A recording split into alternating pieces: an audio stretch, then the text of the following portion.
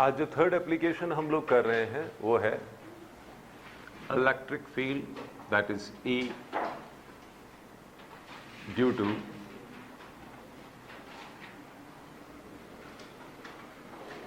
uniformly charged. Now look for this word uniformly charged या फिर insulated sphere. मैंने कल भी आपसे कहा था कि अगर स्फीयर वर्ड यूज हुआ है और कंडक्टिंग स्फीयर यूज हुआ है तो हमारे लिए वो एज गुड एज शेल है. क्यों? क्योंकि किसी भी कंडक्टिंग सरफेस पे सारा चार्ज कहाँ आ जाता है? बाहर के एक्सटर्नल सरफेस पे, है ना. लेकिन ये जो यूनिफॉर्मली चार्ज स्फीयर होता है, नॉन कंडक्टिंग स्फीयर होता है, थिंक अबाउट एन अनियन. किस तरह से layer by layer by layer by layer तो चार्ज इस पे इस तरह से डेवलप किया गया है, राइट. दिया गया है कि वो सेंटर से लेके बाहर तक डिस्ट्रीब्यूटेड है, और for the simplest case it is uniformly distributed, right. We will take examples when it is non-uniform distribution. Non-uniform भी होगा तो क्या होगा? आपको थोड़ा सा इंटीग्रल करना पड़ेगा और तो क्या होगा. बट यूनिफॉर्म के केस में सेंटर से बाहर तक ये डिस्ट्रीब्यूटेड है. जैसे आप अगर देखें तो अर्थ पे भी हम मास का डिस्ट्रीब्यूशन कैसा मानते हैं? यूनिफॉर्म. कोर से लेके बाहर तक हम कहते हैं यूनिफॉर्मली डिस्ट्रीब्यूटेड है. ओके. तो यहाँ पर अगर मैं आपसे डिस्कशन शुरू करूँ कि ये मेरे पास एक स्फीयर है जो यूनिफॉर्मली चार्ज है, इस पे टोटल चार्ज जो है वो Q है.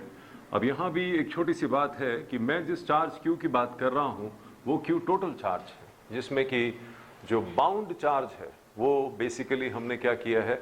अकाउंट किया है. ओके. तो दो चीज़ें हो सकती हैं कि एक होता है Q फ्री. Q फ्री वो होता है जो आप देते हैं, और एक होता है Q total which is inclusive of the bound charge and the charge that you gave. I mean the total charge on this particular surface. वो क्या है मैं अभी समझाता हूँ. बेसिकली आप ऐसे समझिए कि कोई भी डाइलेक्ट्रिक जब किसी फील्ड में रखा जाएगा तो क्या होगा? उसमें फॉर्मेशन ऑफ डायपोल हो जाएगा. ये सब हम पढ़ेंगे जब हम डाइलेक्ट्रिक्स की बात करेंगे इन कैपेसिटर्स. लेकिन यहाँ पर ये बोलना जरूरी इसलिए है कि आप जिस फॉर्म में गाउस को यूज करते हैं, आप लिखते हैं E dot ds is equal to Q by epsilon naught. So you may well argue with me कि you had stressed this point while giving the definition. आपने कहा था कि a closed loop kept in air or vacuum. लेकिन अभी तो आप एक स्फीयर की बात कर रहे हैं जो इंसुलेटेड मटेरियल का बना हुआ है. Maybe it is made of glass or it is made of something else. तो ये तो डाइलेक्ट्रिक है, इसमें तो एयर नहीं है. तो अंदर के पॉइंट की जब आप बात करते हैं तो एप्सिलॉन नॉट क्यों लिखते हैं? Why don't you write epsilon? ये पॉइंट आ सकता है ना किसी के मन में कि why do you write epsilon not. तो हम कह रहे हैं देखो ऐसा है, हम फ्री चार्ज नहीं लिख रहे हैं. आप दो फॉर्म में लिख सकते हैं गाउस लॉ.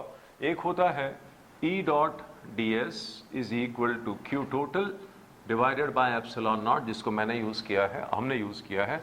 और दूसरा जो तरीका होता है उसमें आप लिखते हैं E dot ds is equal to Q free divided by kappa times epsilon naught. हम आगे चल के ये पढ़ेंगे कि जो Q फ्री होता है उसका जो अफेक्ट फील्ड में आता है, वो फील्ड जो होती है वो रिड्यूस हो जाती है. क्यों हो जाती है मैं आपको ऐसे समझा देता हूँ. देखो, मान लो कि यहाँ कोई रीजन है, मैंने इसको कुछ चार्ज दिया जो चार्ज है Q फ्री. यहाँ अब अगर कोई डाइलेक्ट्रिक में रख दूँ तो ये डाइलेक्ट्रिक पे क्या होगा? कुछ चार्ज इंड्यूस हो जाएगा, right. There will be a Q due to inducement, right. तो अगर मैं गाउसियन सरफेस ऐसे लूंगा जिसमें कि ये चार्ज और ये चार्ज दोनों को इंक्लूड करूँ, तो आपको मैंने बताया था कि Q तो Q है और ये Q इंड्यूस होता है माइनस Q 1 बाय कापा डाइलेक्ट्रिक कांस्टेंट. तो अगर आप इसको सॉल्व करें तो आपको मिलेगा Q माइनस Q, और ये माइनस माइनस होके प्लस हो जाएगा, that will be Q by kappa. तो ये क्या लिखा है? Q by kappa. ये Q क्या है? This Q is the free charge that you give. लेकिन हमने जो पोलराइजेशन का अफेक्ट हुआ है उसको अकाउंट करके हमने कहा कि इस पे जो नेट चार्ज अवेलेबल है वो Q है. थोड़ी सी टेक्निकलिटी है, लेकिन सही बात में और सिर्फ बात में एक फर्क है. तो कोई किस दिन पूछ लेगा आपसे कि एप्सिलॉन क्यों नहीं लगाया, तो आप कहेंगे जो चार्ज हम ले रहे हैं ये वो चार्ज नहीं है जो फ्री चार्ज है, बेसिकली ये टोटल चार्ज है. तो एक तरीके से हमने उसकी अकाउंटिंग कर दी है कि कितना इसका अफेक्ट होगा इन polarisation, other things, right.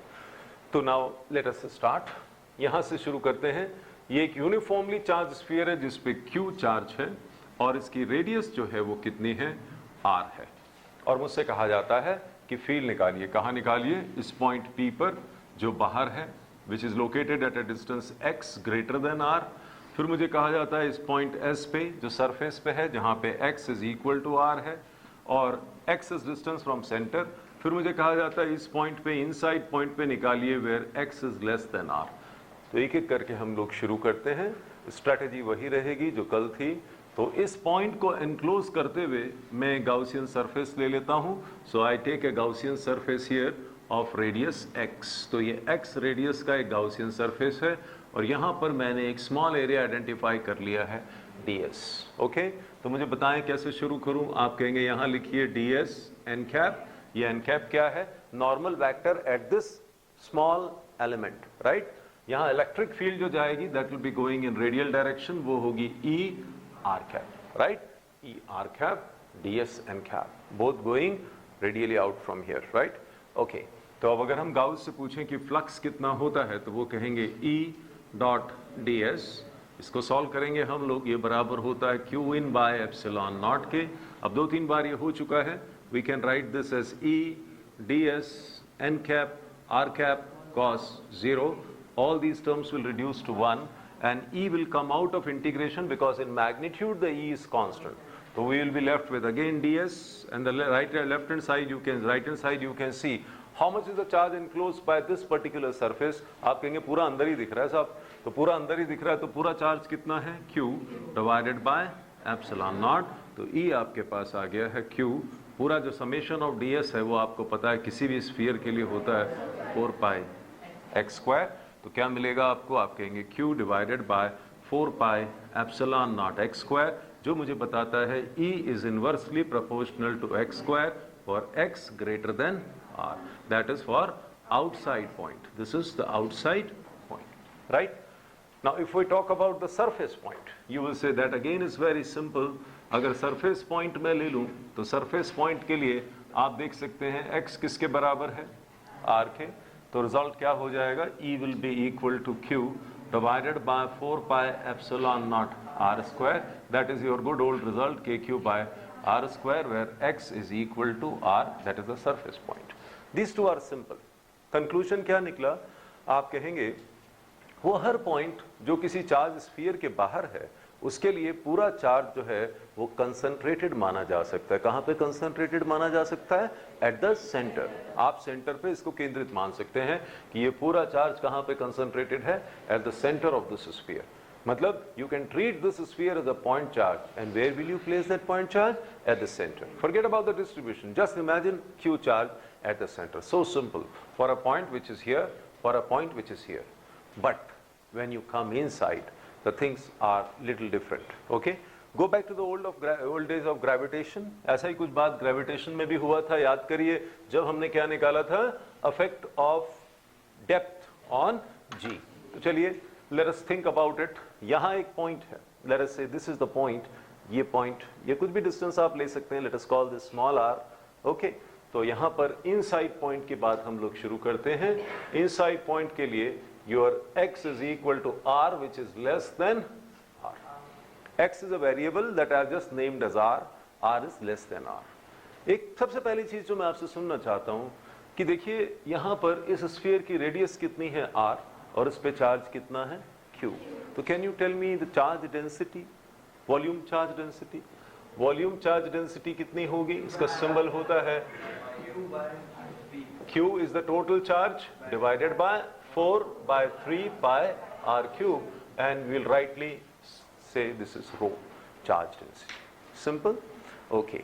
Now इस गाउसियन सरफेस पे मैं कहीं भी एक एलिमेंट लेता हूं और फिर वो ds करता हूं तो आपको मालूम है LHS मुझे क्या देगा?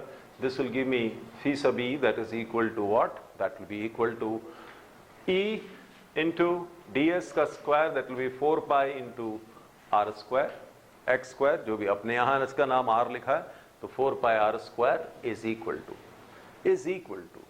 टू आपको क्या चाहिए? You need to be this to be equal to Q in by epsilon naught. तो E into 4 pi r square is equal to Q in। अब Q in कितना है? आप देखिए आपको चार्ज सिर्फ यहां से यहां तक का चाहिए। You need only this charge. तो क्या करें हम लोग? आप कहेंगे क्या करना है? यू सिंपली टेक रो। रो क्या है? Charge density. वॉल्यूम कितना लेना पड़ेगा आपको? 4 by 3 pi small r cube. You can see 4 pi I can lose with 4 pi, 1 r square I can lose with r cube. So I get what? E is equal to rho r divided by 3 epsilon naught. 3 epsilon naught. यहाँ से result क्या मिल गया आपको? E is directly proportional to r for r less than r. That is for inside point, right? Inside point के लिए ये बात मैं आपसे पहले कर रहा था कि देखिए ये एप्सिलॉन नॉट यहाँ लिखा है जबकि वहाँ एयर नहीं है। एयर नहीं है तो हम कह रहे हैं कोई बात नहीं, एयर नहीं है तो भी जो भी डाइलेक्ट्रिक का इफेक्ट है वो लेने के बाद में जो चार्ज है उसकी बात हम कर रहे हैं। We are not talking about the total charge that was given, right? We are not talking Q free, we are talking about Q total, right? तो E is equal to R, ये आपका डेरिवेशन बनेगा। अब अगर इसका graph बनाने की कोशिश करें हम लोग, यहीं पे देखिए ये इसका सेंटर है, ओके? और ये यहां पर मैं ले रहा हूं E इन मैग्नीट्यूड, आप चाहें तो वेक्टर भी ले लें। यहां तक क्या है? यहां तक क्या है? R। यहां पर आपने क्या लिया है? X, that is distance from centre. तो यहां से यहां तक क्या होता है? Directly proportional to the distance. तो यहां से यहां तक फील्ड क्या होगी? बढ़ेगी। जैसे जैसे R बढ़ेगा वैसे वैसे बढ़ेगी। यहां पे ये इंक्रीज हो रही है, डायरेक्टली प्रोपोर्शनल टू X। लेकिन इसके बाद यहां पहुंच के ये कितनी हो जाती है? आप कहते हैं यहां हो जाती है Q divided bye K, Q divided bye कितना? R square. और फिर यहां से ये डिक्रीज होती है इस तरह से, inversely proportional to X square. ऐसा आप इस तरफ भी बना सकते हैं अगर आप चाहें तो। मैग्नीट्यूड में लिया है तो this will come like this and like this. और अगर आप वेक्टोरिकली लेंगे तो कैसे जाएगा? अगर यही ग्राफ वेक्टोरिकली यहां बनाता मैं E वेक्टर और यहां मैं लिखता x, तो क्या आता? आप कहते यहां तक आप ऐसे आते, फिर आप ऐसे जाते, और यहां पे क्या करते?